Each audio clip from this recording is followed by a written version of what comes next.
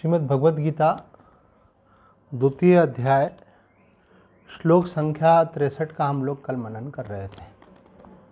भगवान श्री कृष्ण 63वें श्लोक में बता के आए थे कि जब मनुष्य के मन में सांसारिक किसी विषय का चिंतन होता है, किसी भोग का चिंतन होता है, तो चिंतन होने से धीरे धीरे उसमें उसकी आसक्ति हो जाती है। और आसक्ति जब उसकी हो जाती है तो फिर उसको प्राप्त करने की प्रबल लालसा उसके मन में उत्पन्न हो जाती है। आगे भगवान ने कहा था कि जब कामना उत्पन्न हो जाती है और कोई उसमें विघ्न डाल दे तो उसको क्रोध आता है। जिस निमित्त से वो उत्पन्न हुई है उस निमित्त पे क्रोध आता है।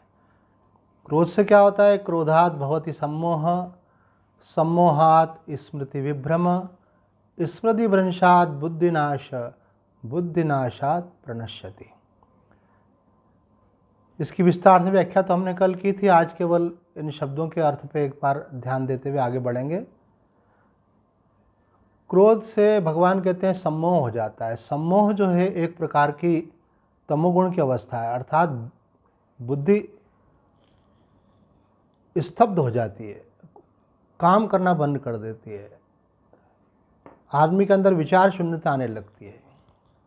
जब देखता है कि ये क्या हो रहा है और तीव्र आवेग आया तो आवेग आने के बाद में उसके अंदर तमोगुण छा जाता है। भगवान कहते हैं तमोगुण के कारण जब विचारहीनता आ जाती है तो सम्मोहात स्मृति विभ्रम, उसको भ्रम होने लगता है कि क्या सही है, क्या गलत है, क्या करना चाहिए, क्या नहीं करना चाहिए, मैं जो कर रहा हूँ उसके परिणाम से ये होगा कि वो होगा, ये सब बातें वो भूल जाता है। और क्या होता है? होता ये है कि फिर वो ऐसी परिस्थिति में जो उसको निर्णय पहले से डिसाइडेड रहता है कि ऐसा करना उचित है, ऐसी शास्त्र की आज्ञा है, ऐसा गुरुओं का निर्देश है, वो नहीं करता। फिर उसके अनुचित में प्रवृत्ति हो जाती है। तो भगवान कहते हैं सम्मोहात स्मृति विभ्रम, स्मृति भ्रंशात बुद्धिनाश, मतलब जो उसका डिसीजन का पावर रहता है, ये उचित है, ये मुझे करना है, वो उस समय खत्म हो जाता है। और बुद्धिनाशात प्रणश्यति, जब वो रॉन्ग डिसीजन लेता है, अनुचित डिसीजन लेता है, तो परिणाम क्या होता है? तो भगवान कहते हैं उसका परिणाम ये होता है कि वो उसका पतन हो जाता है। तो यहाँ पे ये भगवान ने एक परंपरा बताई कि किस प्रकार से क्रम से धीरे धीरे वो विनाश की तरफ बढ़ता है। आइए अब हम विचार करते हैं कि इसके बाद भगवान क्या बोल रहे हैं। तो भगवान कह रहे हैं कि ये तो वो अवस्था बतलाई कि जिसमें धीरे धीरे उसका नाश होता है। अब हम उस अवस्था की चर्चा करते हैं जिसमें साधक सतर्क है, सावधान है और वो अपना कल्याण चाहता है। ऐसे साधक के द्वारा क्या होता है? तो भगवान यहाँ कहते हैं रागद्वेष वियुक्तेस्तु विषयानिंद्रियश्चरन् आत्मवश्येर विधेयात्मा प्रसादम अधिगच्छति। वाह, क्या बात है। भगवान कहते हैं परंतु अपने अधीन किए हुए अंतःकरण वाला साधक अपने वश में की हुई राग द्वेष से रहित इंद्रियों के द्वारा विषयों में विचरण करता हुआ अंतःकरण की प्रसन्नता अर्थात निर्मलता को प्राप्त होता है।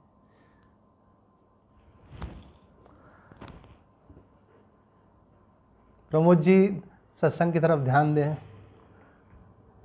तो भगवान यहाँ जो बातें कह रहे हैं हम उन पे गहराई से विचार करेंगे। भगवान ने यहाँ कहा परंतु, तो परंतु क्यों कहा? कि पिछले 2 श्लोकों में भगवान ने बताया पतन की परंपरा को।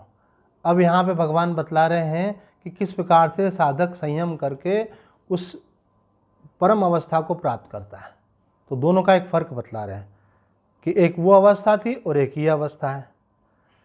और भगवान ने कहा विधेय आत्मा, अर्थात जिसने अपनी इंद्रियों को, अपने अंतःकरण को जो है वश में कर लिया है।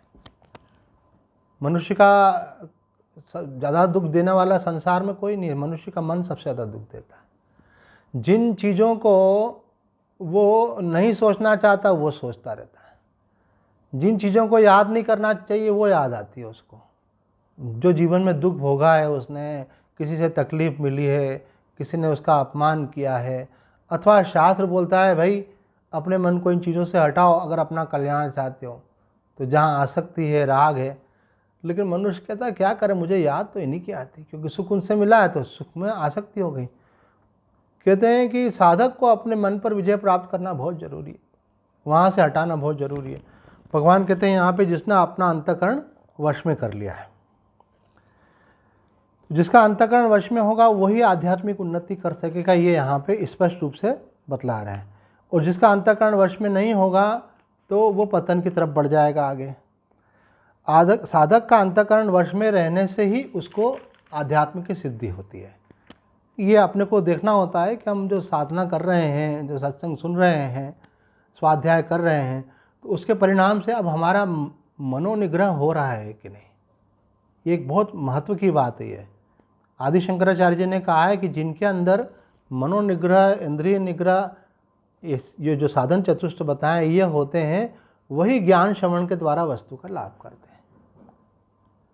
मन को वश में करना बहुत जरूरी है। भगवान कहते हैं मन वश में होगा, नहीं होगा तो फिर क्या होगा कि जिन विषयों की तरफ चिंतन होगा फिर धीरे धीरे उन विषयों में आसक्ति हो जाएगी, और आसक्ति का परिणाम हम देख चुके हैं कि आदमी का फिर पतन हो जाता है।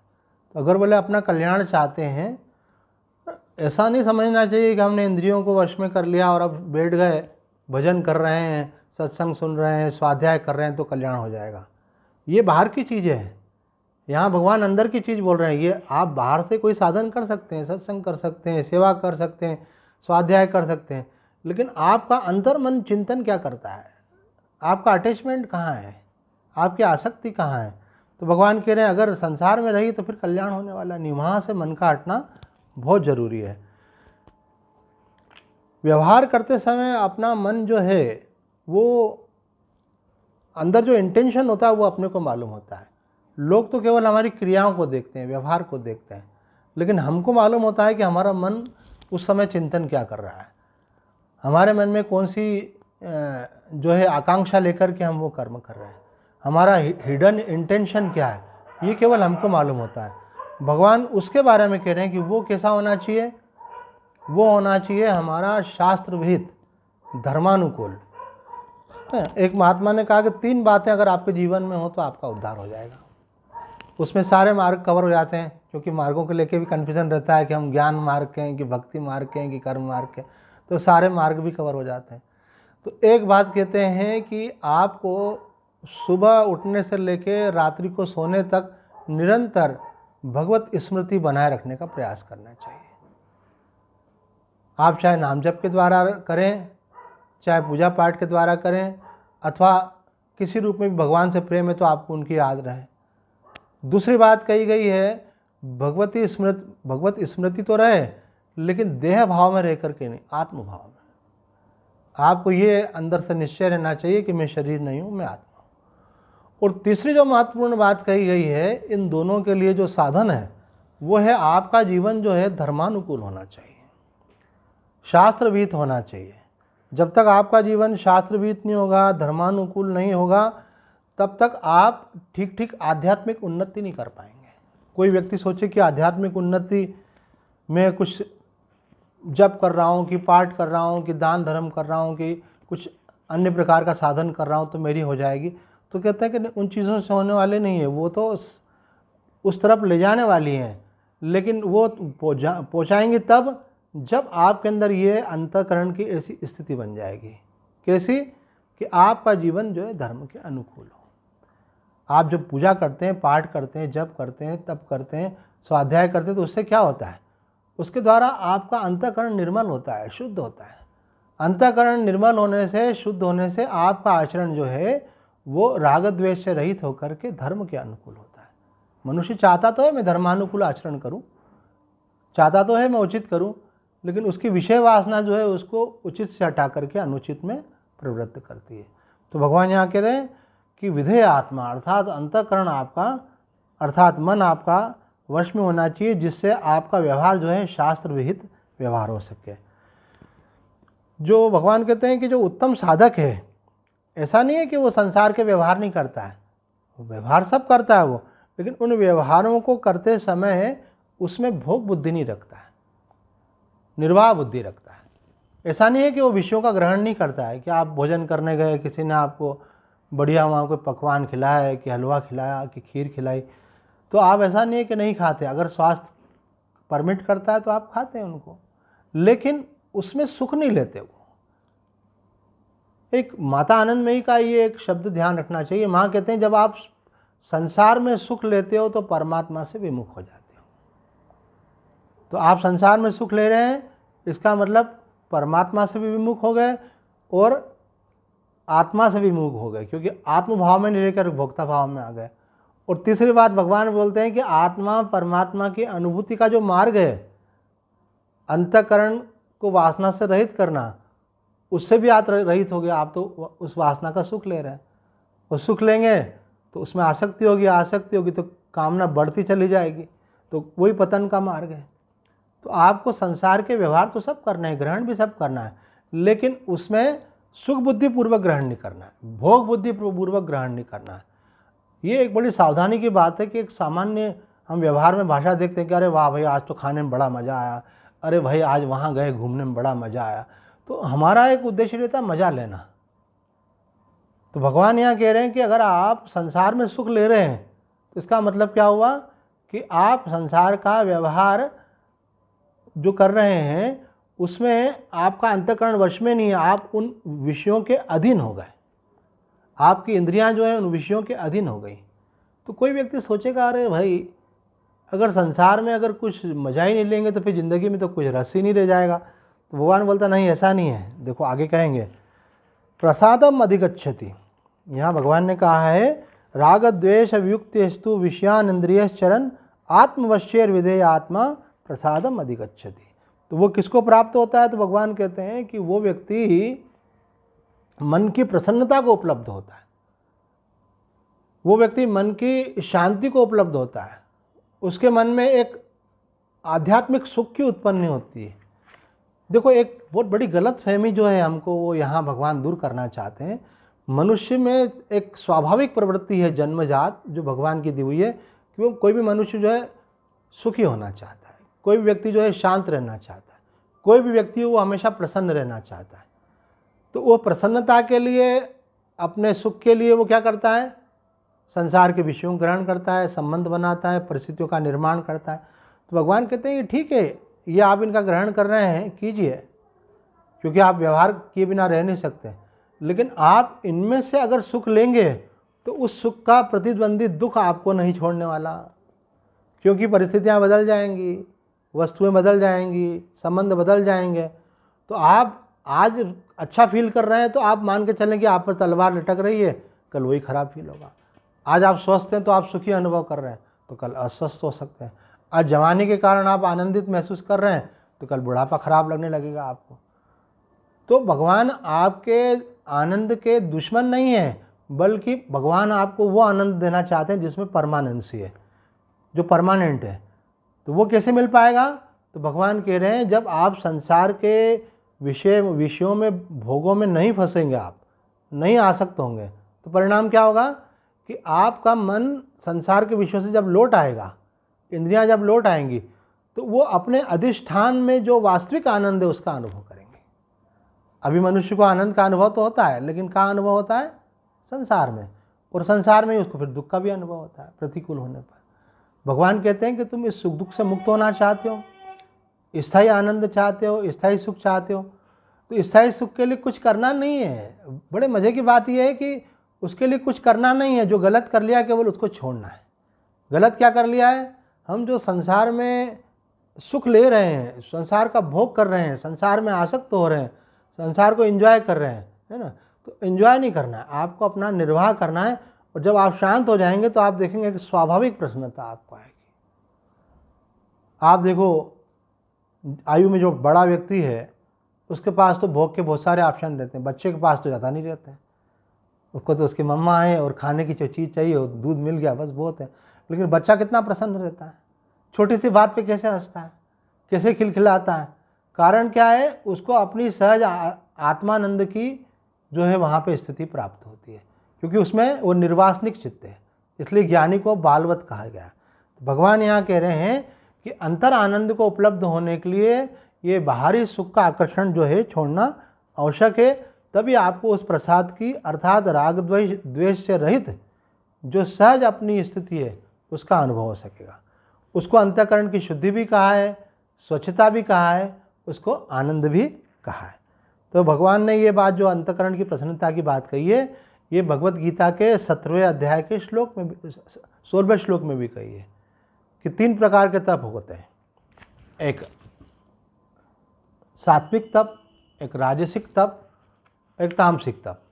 और सात्विक तप के अंदर भी 3 प्रकार के तप बताएं, शारीरिक, वाचिक और मानसिक। तो जो मानसिक तप है उसमें स्वामी जी ने बोला है कि देखो, अगर कोई मानसिक तप करता है तो मानसिक तप अपने आप में ही समग्र साधना है, उसको और कुछ करने की ज़रूरत नहीं है, क्योंकि सारा खेल मन का ही है। मन एवं मनुष्याणाम कारणम बंध मोक्षयो, मनुष्य का मन ही उसको बंधन में ले जाता है, मनुष्य का मन ही उसको मोक्ष में ले जाता है, अर्थात बंधन से मुक्त करता है। तो इस श्लोक के अंदर मानसिक तप में 4 बातें भगवान ने कही है। मन प्रसाद सौम्यत्वम मौनम आत्मविनिग्रह भाव संशुद्धि इति हेतत् तपा मानसम उच्यते। पहली बात भगवान ने यहाँ कही मन प्रसाद, जो प्रसाद शब्द का प्रयोग यहाँ पे भी किया, प्रसादम अधिगच्छति। तो 17वें अध्याय के 16वें श्लोक में भी भगवान कहते हैं मानसिक तप क्या है कि मन की प्रसन्नता। जयदयाल गोयनका जी ने एक बार सबको बुला करके, भाई जी भी थे और भी लोग थे, सब थे, और कहा कि मैं तुमको सबसे सरल उपाय बताता हूँ कि कुछ भी नहीं करना पड़े और मोक्ष हो जाए। बोले ये तो हम चाहते हैं, इतना श्रम कौन करे। तो बोले मैं बहुत सरल उपाय बताता हूँ तुमको, कुछ भी नहीं करना पड़ेगा और मोक्ष हो जाएगा। बस ध्यान दें, वो एक बात है केवल, वो ये कि आप प्रसन्न रहें। अगर आप प्रसन्न रहेंगे तो आप मुक्त हो जाएंगे। बोले प्रसन्न रहने से कैसे मुक्त हो जाएंगे? बोले प्रसन्न वही व्यक्ति रह पाता है जिसका कहीं राग द्वेष नहीं है। जिस व्यक्ति का जिसमें राग होता है ना, तो उसके मिलने से तो वो खुश होता है, लेकिन उसके चले जाने से दुखी हो जाता है। तो आप चाहते हैं दुखी नहीं हो, आप चाहते हैं कि आप कष्ट नहीं पाएँ मानसिक, तो आपको जो मिलने की प्रसन्नता है उसका जो आकर्षण है वो त्यागना होगा। अर्थात आपको किसी व्यक्ति में सुख नहीं लेना है, आपको किसी परिस्थिति में सुख नहीं लेना है। वस्तुएं आपके पास है, लेकिन उसमें अगर आप सुख लेंगे तो अच्छी बात है, लीजिए, लेकिन फिर सुख बाद में दुख में बदलेगा। हर सुख जो है दुख में बदलता है, हर संयोग जो है वियोग में बदलता है, जो मिलता है वो छूटता है। तो भगवान कहते हैं कि तुम सदैव अगर प्रसन्न रहना चाहते हो तो उसका उपाय क्या है? बोले आसक्त मत हो। तो सेठ जी ने क्या कहा, जयदयाल गोयनका जी ने, कि यदि तुम चाहते हो कि भगवत प्राप्ति हो तो सबसे सरल उपाय क्या है कि सदैव प्रसन्न रहो। अब बताओ, ये तो आपकी खुद की इच्छा है हम सदैव प्रसन्न रहें, और उसमें बाधा क्या है? उसमें बाधा है राग द्वेष। आप कोई भी काम करते हो ना, उसमें फिर आपका राग शुरू हो जाता है। कोई क्रिया करोगे उसमें राग हो जाएगा, कोई व्यक्ति के साथ जुड़ोगे उसमें राग हो जाएगा, क्योंकि मन की आदत है सुख ढूंढने की। तो व्यक्ति में सुख ढूंढता है, वस्तुओं में ढूंढता है, परिस्थितियों में सुख ढूंढता है, परिणाम में सुख ढूंढता है। आपको अगर एप्रिसिएशन मिले, अगर आपको अवार्ड मिले, अगर आपको किसी प्रकार से उसका कुछ अनुकूलता मिले, तो आप बोलते हैं बहुत बढ़िया चल रहा है। और जहाँ देखा कि थोड़ा सा आपको महत्व कम दे दिया गया तो मन खराब हो गया। ओह, तो ये मन खराब होना इस बात को सिद्ध करता है कि पहले आपको उस परिस्थिति में जो परिणाम मिल रहा था उसमें सुख मिल रहा था, अब वो परिणाम नहीं मिल रहा तो आप दुखी हो रहे हैं। तो साधक को चाहिए, यहाँ पे कह रहे हैं कि ये सावधानी रखे कि उसका मन सदैव प्रसन्न रहे। मन प्रसाद, ये बहुत बड़ा तप है, शारीरिक और वाचिक तप से भी बढ़कर के मानसिक तप है। और यहाँ महापुरुष बतला रहे हैं कि ये इतना बड़ा तप है कि इसको करने के बाद किसी भी साधन को करने की आवश्यकता नहीं है। देखो, कुछ साधन छोटे होते हैं, कुछ साधन बड़े होते हैं, कुछ साधन स्थूल होते हैं, कुछ साधन सूक्ष्म होते हैं, कुछ साधनाएं दूर दूर की होती हैं और कुछ बिल्कुल अंतरंग होती है। तो ये जो है भगवान बतला रहे हैं अंतरंग साधना, सबसे सूक्ष्म साधन, सबसे बड़ी बात कि आप अपने मन में निश्चय कर ले मुझे सदैव प्रसन्न रहना है।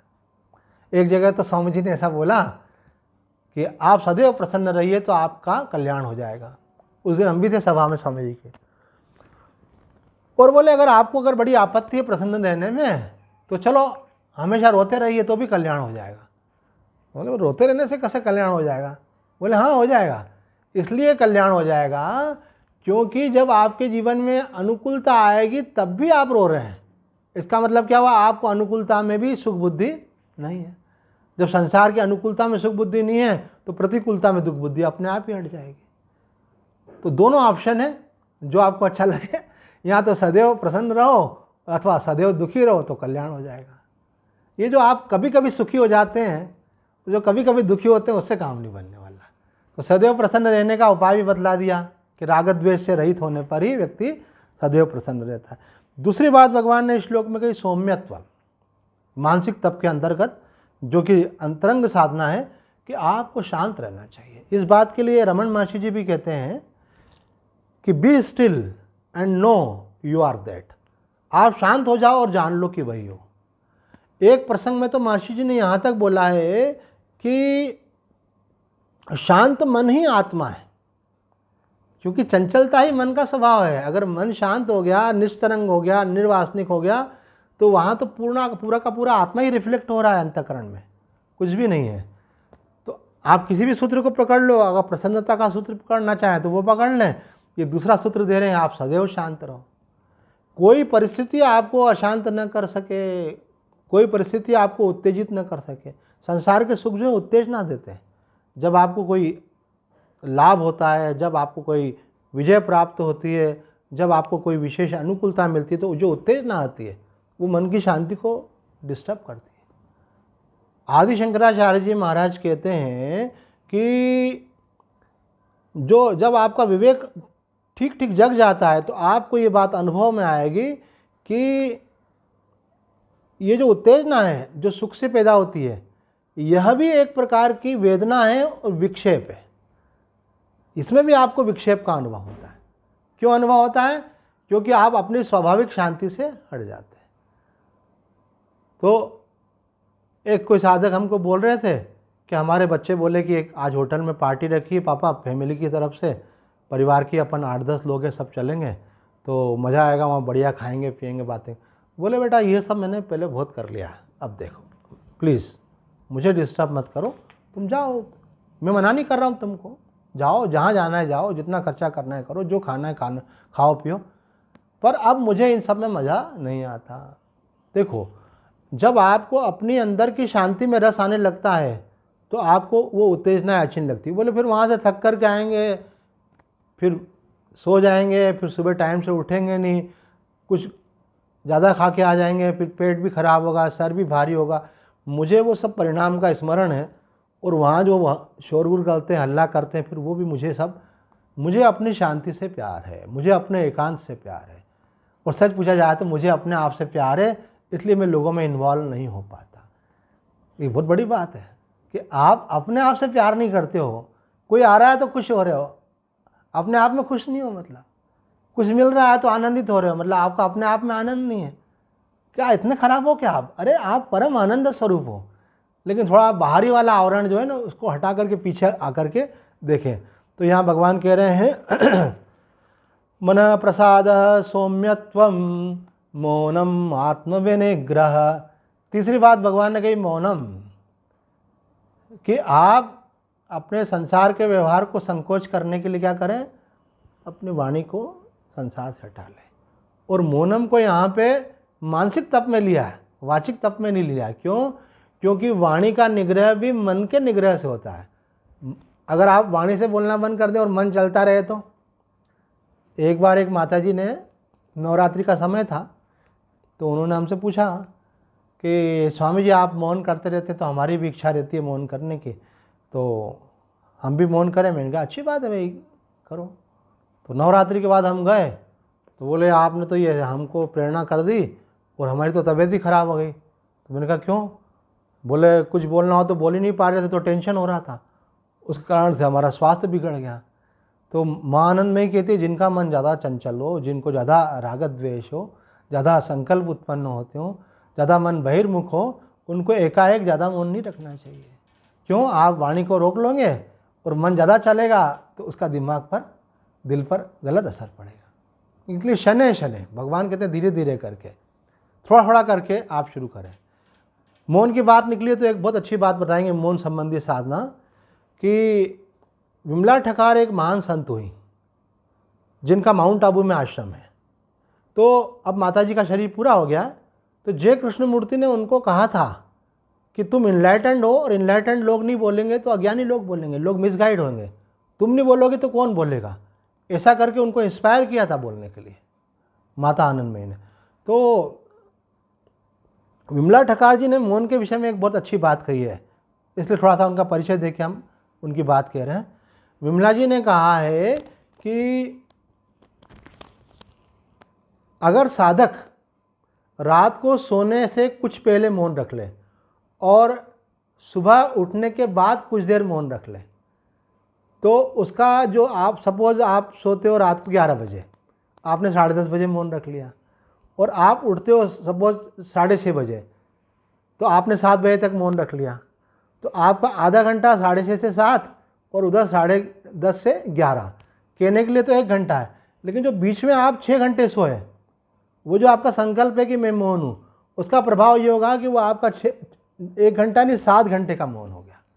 और वो मौन जो है आपके सबकॉन्शियस में चला जाएगा। हमारा अपना अनुभव बताते हैं, हम जब मौन का संकल्प ले लेते हैं कि अभी मौन है, कुछ दिन बात नहीं करना है, तो ये होता है कि रात को जो सपने आते हैं, तो सपने में कभी ऐसा नहीं होता है कि कोई हमसे बोल रहा है और हम जवाब दे रहे हैं उसको। अगर कोई पूछ रहा है कोई ज़रूरी बात भी, तो हम कागज़ पे लिखकर जवाब दे रहे होते हैं, उतना सबकॉन्शियस में तुरंत चला जाता है क्योंकि वो संस्कार बना हुआ है।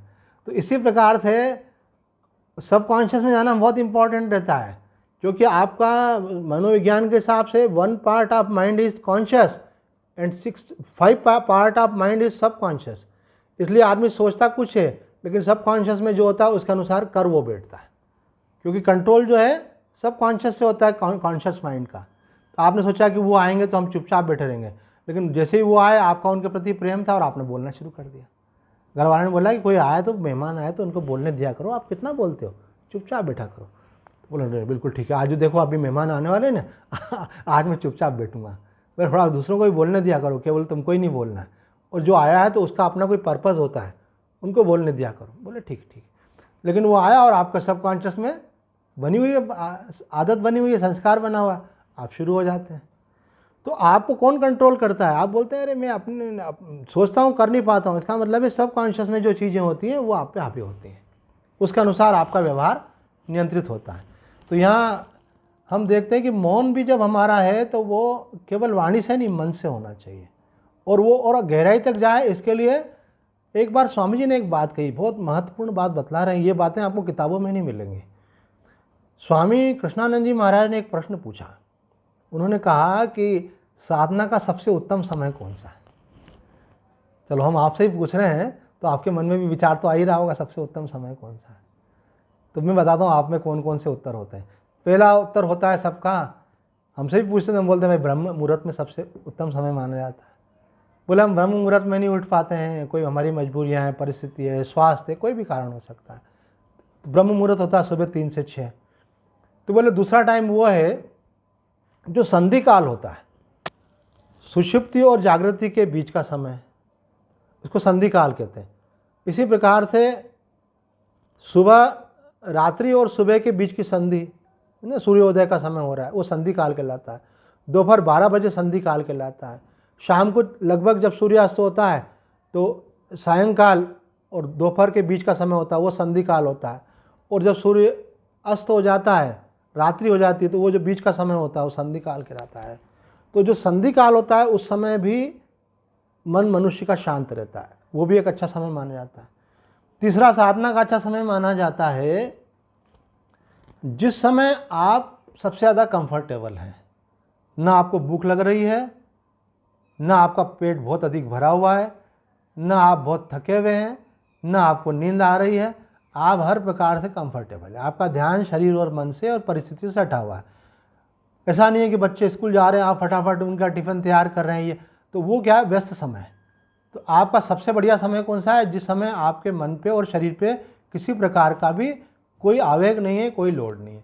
हाँ, आप में टोटली मेंटली और फिजिकली फिट, वो समय सबसे अच्छा आपके लिए। पर जो हम प्रसंग लेना चाहते हैं कि स्वामी जी ने क्या कहा तो स्वामी जी ने कहा साधना का सबसे बेस्ट टाइम है सोने के ठीक पहले। अगर आप 10 बजे सोते हैं तो 9:30 से 10 आपके 24 घंटे में सबसे बेस्ट टाइम है। क्यों?